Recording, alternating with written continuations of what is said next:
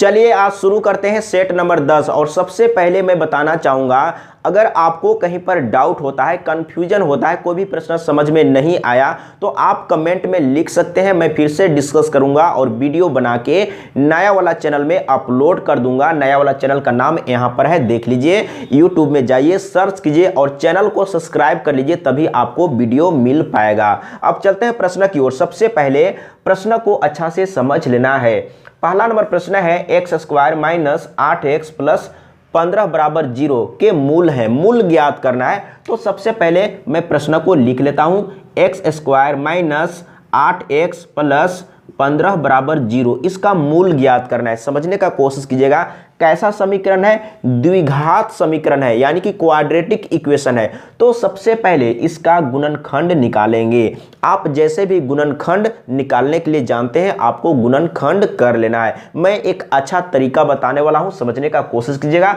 यहां पर कोई संख्या नहीं है तो एक है, जब यहां पर एक रहेगा उसके लिए ट्रिक बता रहा हूं, समझने का कोशिश कीजिएगा। तो आपको क्या करना है, लास्ट वाला संख्या को ऐसा दो पार्ट में तोड़ना है और सेट करना है ताकि बीच वाला संख्या मिल जाना चाहिए। यानी कि यहां पर -8 है तो इसको दो पार्ट में तोड़ेंगे और ऐसा सेट करेंगे कि -8 आना चाहिए। तो आप इसको तोड़ सकते हैं 5 या 15 और दोनों को माइनस में रखेंगे तो क्या होगा, यानी कि -8 मिल जाएगा। समझने का कोशिश कीजिएगा। तो आपको क्या करना है, x माइनस 5 लेना है और इंटू x माइनस 3 लेना है। समझने का प्रयास कीजिएगा, बहुत ही आसान है। और इधर में 0 है, तब समझने का कोशिश कीजिएगा। इधर में 0 है तो आप ले सकते हैं x माइनस 5 बराबर 0 और x माइनस 3 बराबर 0 आप ले सकते हैं। समझने का कोशिश कीजिएगा। तो यहां से आपको x का वैल्यू मिल जाएगा, यानी कि मूल मिल जाएगा। मूल ज्ञात करना है, इसका मतलब x का वैल्यू ज्ञात करना है। समझने का कोशिश कीजिएगा। द्विघात समीकरण है तो इसका मूल 2 ठो होगा। समझने का प्रयास कीजिएगा, बहुत ही आसान है। तो आप ले सकते हैं x माइनस 5 बराबर 0, तो यहां से क्या मिलेगा, समझने का प्रयास कीजिएगा। तो -5 को उधर में ले जाएंगे तो x बराबर कितना आया, 5 आ गया। आप यहीं पर आंसर बता सकते हैं। यहां पर दोनों माइनस में है तो दोनों प्लस में आएगा, यानी कि वैल्यू लास्ट में प्लस में आएगा। अब इसको आप लिख सकते हैं x माइनस 3 बराबर 0, तो यहां से x का वैल्यू कितना मिलेगा, यानी कि x बराबर 3, यानी कि इसका मूल आ चुका है। कितना है, तो 5 और 3 या 3 और 5। समझने का प्रयास कीजिएगा। तो कहां पर है, यानी कि ख ऑप्शन सही है, 3 और 5। इसका मूल कितना है, 3, 5। समझने का कोशिश कीजिएगा, बहुत ही आसान था। इसी तरह का प्रश्न एग्जाम में आता है और कहीं न कहीं ये प्रश्न आया हुआ है। मैं जितना भी प्रश्न को लिया हूं कहीं न कहीं पूछा गया है, तो इस तरह का प्रश्न पूछा जाता है। अगला प्रश्न दूसरा नंबर। सबसे पहले प्रश्न को अच्छा से समझना है, इसका क्या ज्ञात करना है, गुणनखंड। समझने का प्रयास कीजिएगा। एक बार मैं प्रश्न को लिख लेता हूं, समझने का प्रयास कीजिएगा। कितना है, 8x स्क्वायर माइनस 70x और माइनस में 18 है। समझने का प्रयास कीजिएगा। अब मैं यहां पर ट्रिक नहीं बताऊंगा, आप जैसे गुणनखंड निकालने के लिए जानते हैं वैसे आपको निकालना है, क्योंकि जो आप सीखे हैं उससे आप बहुत जल्द निकाल लेंगे। लेकिन फिर भी मैं शॉर्टकट करने का प्रयास करूंगा। तो आपको क्या करना है, गुणनखंड कैसे निकालते हैं समझने का प्रयास कीजिएगा। तो यहां पर 1 नहीं है, यानी कि 1 रहता तो बहुत ही आसान हो जाता, लेकिन यहां पर 8 है। तो सबसे पहले इसको आपको गुना करना होगा। तो गुना करने पर कितना आ जाएगा देख लेते हैं। तो 8 8 64 के 4, 8 एकम 8 और 6 14, यानी कि 144। अब आपको 144 को दो पार्ट में तोड़ना है और ऐसा सेट करना है कि -70 आना चाहिए। समझने का कोशिश कीजिएगा। तो समझने का प्रयास कीजिएगा। 72 दूना 144 होता है, लेकिन आपको लाना है माइनस में। अगर दोनों को माइनस में रखेंगे तो -74 हो जाएगा। तो आपको क्या करना होगा, बड़ा वाला को माइनस में और छोटा वाला को प्लस में। तो क्या होगा, एक माइनस और एक प्लस तो घटेगा। तो घटने के बाद क्या बचेगा, 70 बचेगा, यानी कि -70 बचेगा, क्योंकि यहाँ पर बड़ा वाला माइनस में है तो माइनस में बचेगा। अब आपको क्या करना है, इस तरीके से लिखना है। यहाँ पर हो जाएगा -72x और यहाँ पर प्लस 2x और लास्ट में 18 है। इतना आपको लिखना होगा। एक बार अच्छा से सीखना है, समझना है, फिर कभी कोई दिक्कत नहीं होगा। अब यहां से आपको कॉमन लेना है, यहां से आपको कॉमन लेना है। ये मेन नियम है, यानी कि मेन कॉन्सेप्ट यही है। अगर आप इसको समझ लेंगे तो किसी भी तरह से दिया हुआ रहेगा तो आप गुणनखंड निकाल सकते हैं। अब क्या करेंगे, तो यहां से देखिए यहां भी x है, यहां भी x है, तो x तो निकालेंगे और क्या निकालेंगे, इसमें 8 है और इसमें 8 9 72, यानी कि इसमें भी 8 है, तो आपको 8 बाहर ले लेना है। तो क्या हो जाएगा, आप समझने का प्रयास कीजिएगा। x भी मिल रहा है तो x को भी बाहर करेंगे, यानी कि 8x बाहर हो जाएगा। तो यहाँ पर 8 निकल चुका है, तो यहाँ पर डबल x है और एक ठो x बाहर हो चुका है, तो यहाँ पर x बचेगा।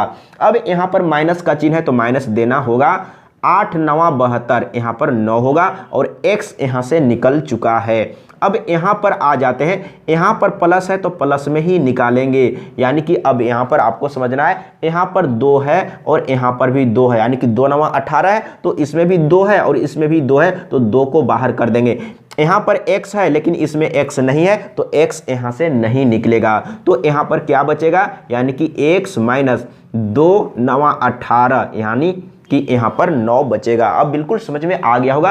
अब क्या करेंगे, ये पूरे में से इसको ले लेंगे, समझने का प्रयास कीजिएगा। यहाँ पर देख लीजिए, यानी कि यहाँ पर भी x माइनस 9 और यहाँ पर भी x माइनस 9, तो पूरे में से x माइनस 9 को बाहर कर देंगे तो क्या बचेगा, यानी कि यहाँ से बच जाएगा 8x और यहाँ से बचेगा प्लस 2, यानी कि ये हो गया। या दूसरे तरीके से आप कह सकते हैं, यानी कि ये दोनों में से किसी एक को रख लीजिए, दोनों तो सेम है, रख लिए। इसके बाद इसको रखना है 8x और इसको रखना है प्लस 2, ये काम करना है। जैसे भी आपको समझना है, लेकिन समझना है, एग्जाम में सॉल्व होना चाहिए। बिल्कुल समझ में आ गया होगा। अब चलते हैं अगला प्रश्न। तो इसका आंसर को सबसे पहले देख लेते हैं, कितना है, 8x प्लस 2, 8x प्लस 2 और इंटू में x माइनस 9, यानी कि पहला नंबर ऑप्शन ही सही है। तो बिल्कुल इस तरीके से आपको सॉल्व करना है। एक बार अच्छा से सीखना है, समझना है। मैं यही कहना चाहूँगा कि ऊपर ऊपर पढ़ाई मत कीजिए, एक बार अच्छा से सीखिए, समझिए। एक बार अच्छा से सीख लेंगे, समझ लेंगे तो खुद आप ट्रिक बना सकते हैं। अगला प्रश्न, तीसरा नंबर, सबसे पहले प्रश्न को अच्छा से समझना है। अब यहाँ पर एक ठो इक्वेशन तो सीधा है लेकिन एक ठो टेढ़ा है, समझने का प्रयास कीजिएगा। 3x माइनस 5y बराबर 5 है। अब यहाँ पर आपको जो टेढ़ा है उसको सीधा करना होगा। कितना दिया हुआ है, x बटे x प्लस y और इधर में क्या है, 5/7 है। अब तिरछा तिरछी गुना करेंगे, तो सबसे पहले इसको गुना कर लेते हैं, तो क्या हो जाएगा, यानी कि 7x और इसको गुना करेंगे तो 5x और प्लस में 5y हो जाएगा। समझने का प्रयास कीजिएगा। अब क्या करेंगे, तो इसको इधर में लाएंगे तो घटेगा, तो कितना बचेगा, यानी कि 2x बचेगा और इसको इधर में लाएंगे तो माइनस में 5y हो जाएगा और इधर में 0। समझने का प्रयास कीजिएगा। अब क्या करेंगे, इसको इसके सामने में रखेंगे, तो यहाँ पर देख लीजिए 2x माइनस 5y बराबर 0। अब समझने का प्रयास कीजिएगा। आप 9 या 10 में पढ़े होंगे कैसे सॉल्व करना है। अब यहाँ पर देखिए, यहाँ पर भी 5y, यहाँ पर भी 5y है, तो बहुत ही आसान है, समझने का प्रयास कीजिएगा। लेकिन दोनों माइनस में है तो आपको क्या करना होगा, नीचे वाला का साइन चेंज कर देना, यानी कि घटाने पर घटाएंगे, यानी कि इसमें इसको घटाएंगे तो घटाने पर क्या होता है, साइन चेंज होता है। ये प्लस है तो माइनस हो जाएगा, ये माइनस है तो प्लस हो जाएगा। और यहाँ पर माइनस प्लस करने से कोई फायदा नहीं है, क्योंकि 0 माइनस या प्लस में रहेगा, उससे कोई फर्क नहीं है। समझने का प्रयास कीजिएगा। अब यहाँ पर देखिए, इसका वैल्यू नहीं है, अब इसका है, तो एक माइनस में और एक प्लस में, तो घट के 0 हो जाएगा। और इधर में कितना बच रहा है, यानी कि 5, और यहाँ पर देख लीजिए, यानी कि ये वाला प्लस में और ये वाला माइनस में, तो 3x में 2x घट जाएगा तो x बचेगा, यानी कि x का वैल्यू आ गया है। अब y का वैल्यू निकालना है, तो y का वैल्यू निकालने के लिए आपको क्या करना है, समीकरण 1 में या समीकरण 2 में आपको x का वैल्यू रख देना है। तो अब समझने का प्रयास कीजिएगा, कहाँ पर रखने से अच्छा होगा, समझने का प्रयास कीजिएगा।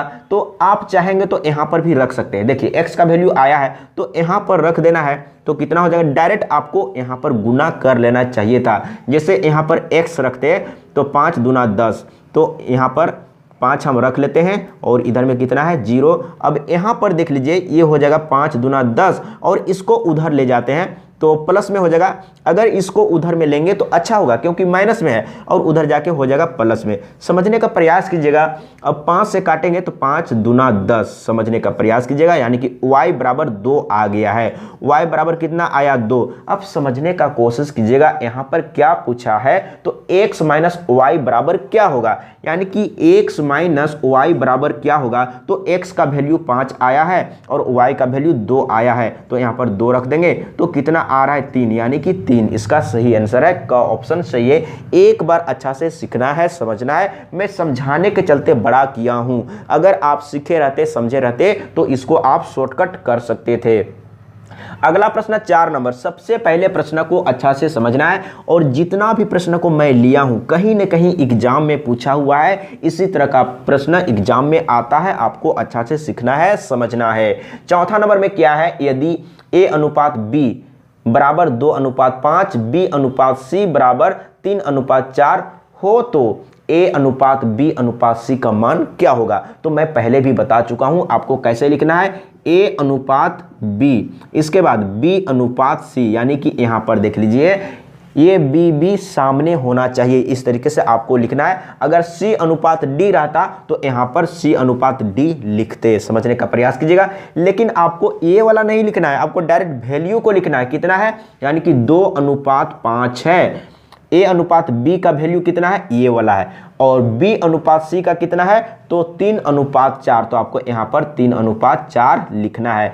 अब इसको गुना करेंगे तो a का वैल्यू मिलेगा, इसको गुना करेंगे तो c का वैल्यू मिलेगा, और इसको गुना करेंगे तो b का वैल्यू मिल जाएगा, यानी कि 2×3=6 मिल गया है। और इसको गुना करेंगे तो 5×3=15 यहां पर मिल गया है, और इसको गुना करेंगे तो 4×5=20, यानी कि बिल्कुल सही आंसर आ गया है। अब लास्ट में आपको ध्यान देना है, अगर इसमें कुछ कॉमन है तो कॉमन को हटा देना है, लेकिन इसमें कुछ कॉमन नहीं है तो इसका सही आंसर मिल गया है। देख लीजिए कहां पर है, 6×15=20, 6×15=20, यानी कि ग ऑप्शन सही है। तो इस तरीके से आपको एग्जाम में सॉल्व करना है, और इस तरीके से एग्जाम में सॉल्व करने के लिए सबसे पहले सीखना होगा, समझना होगा। अगर आपको मैथ में प्रॉब्लम है, अगर आपको मैथ में प्रॉब्लम है या आप कमजोर हैं, तो बस मैं यही कहना चाहूंगा कि वीडियो को कंटिन्यू देखिए, और जहां पर भी समझ में नहीं आ रहा है आप कमेंट में लिखिए। मैं 1000 बार भी बताने के लिए तैयार हूं, लेकिन आपको कमेंट में लिखना होगा और बताना होगा कि आप क्या नहीं समझ पा रहे हैं। अगला प्रश्न 5 नंबर। यदि किसी घड़ी को 60 रुपया में बेचे जाने पर 15% हानि होती है, 2% लाभ के लिए घड़ी को बेचा जाता है। बहुत बार रिपीट किया है, और कभी कभी मैं कुछ प्रश्नों को रिपीट करता हूं, इसलिए मैं रिपीट करता हूं ताकि आपको याद हो जाए, कॉन्सेप्ट दिमाग में बैठ जाए। समझने का कोशिश कीजिएगा। तो सबसे पहले विक्रय मूल्य दिया हुआ है, तो सबसे पहले क्रय मूल्य निकालेंगे। 15% का हानि हुआ है तो 100 - 15 करेंगे तो 85 आएगा। तो जब क्रय मूल्य निकालते हैं तो 100 ऊपर में होता है, तो 85 यहां पर रहेगा। समझने का कोशिश कीजिएगा, यहां पर 85 है। इसके बाद ये क्रय मूल्य निकल गया।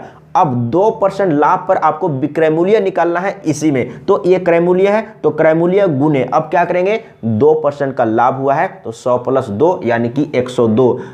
जब विक्रय मूल्य निकालते हैं तो 100 नीचे रहता है और 102 को कहाँ रखेंगे, ऊपर में, और यहाँ से 100 कट चुका है। अब इसको काटेंगे तो 17 से काटेंगे, 17×5 = 85 और 17×6 = 102 होता है। 5 से काटेंगे तो 12×5 = 60 हो जाएगा और 12×6 = 72। बहुत बार मैं इसको सॉल्व करके बताया हूँ, इस तरह का प्रश्न एग्जाम में आता है। तो देख लीजिए, अगर 72 रुपया में बेचा जाएगा तो 2% का लाभ होगा। देख लीजिए कहां पर है, तो ख ऑप्शन सही है। अगला प्रश्न 6 नंबर। सबसे पहले प्रश्न को अच्छा से समझ लेना है। क्या है, एक निश्चित दर से कोई धन 6 वर्ष में दुगुना हो जाता है, कितने वर्ष में यह धन 4 गुना हो जाएगा। बहुत बार मैं रिपीट किया हूं, समझने का कोशिश कीजिएगा। तो सबसे पहले आपको लिखना है 6 वर्ष में दुगुना हो जाता है।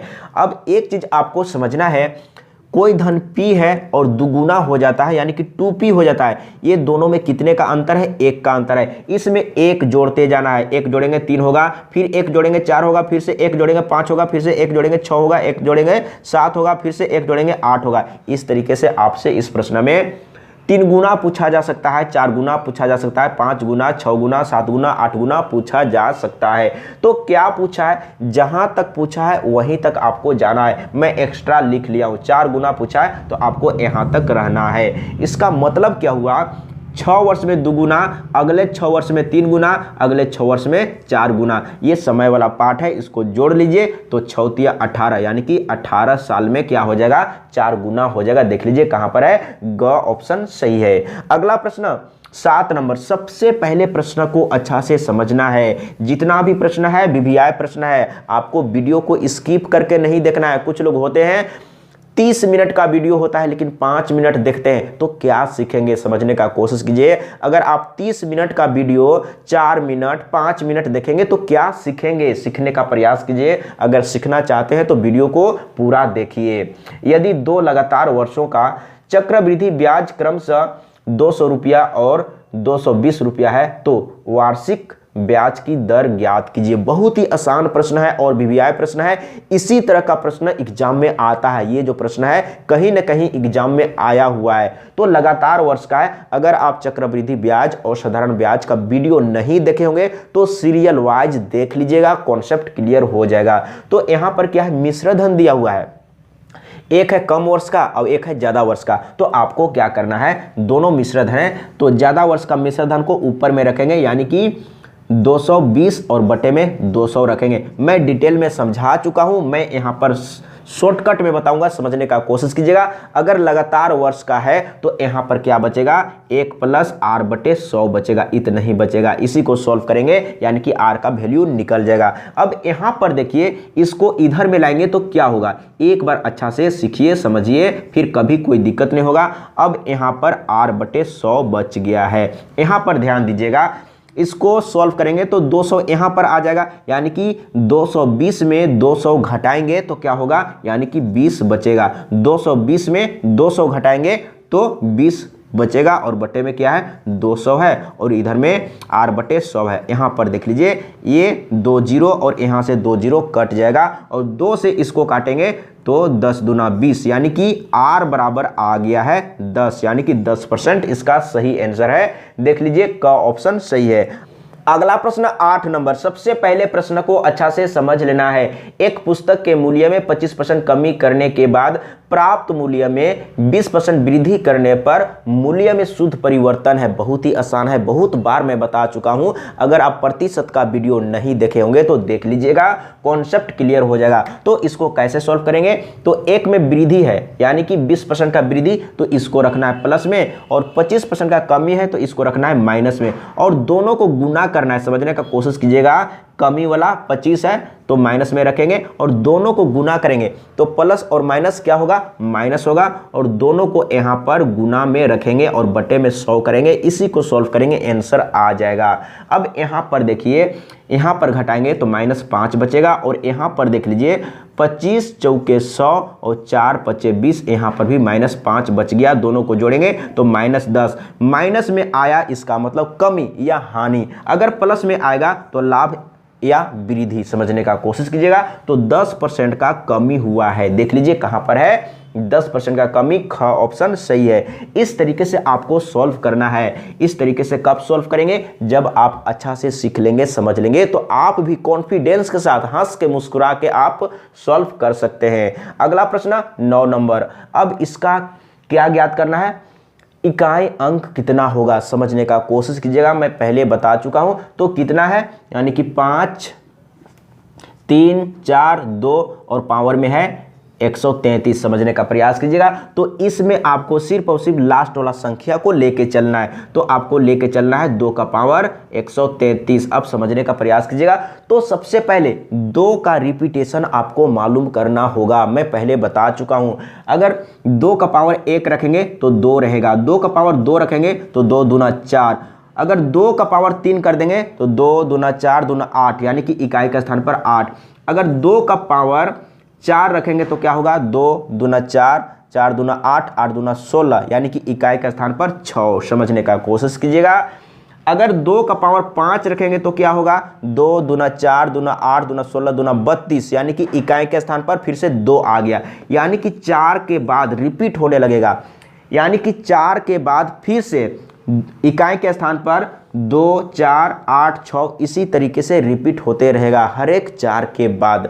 समझने का कोशिश कीजिएगा। अगर यहाँ पर 2 का पावर 6 करेंगे तो 4 आएगा, इसी तरीके से रिपीट होते रहेगा। तो रिपीटेशन कितना आया? 4 आया। तो आपको क्या करना है, पावर को 4 से डिवाइड करना है, तो शेष आपको मालूम करना है कि शेष कितना बच रहा है।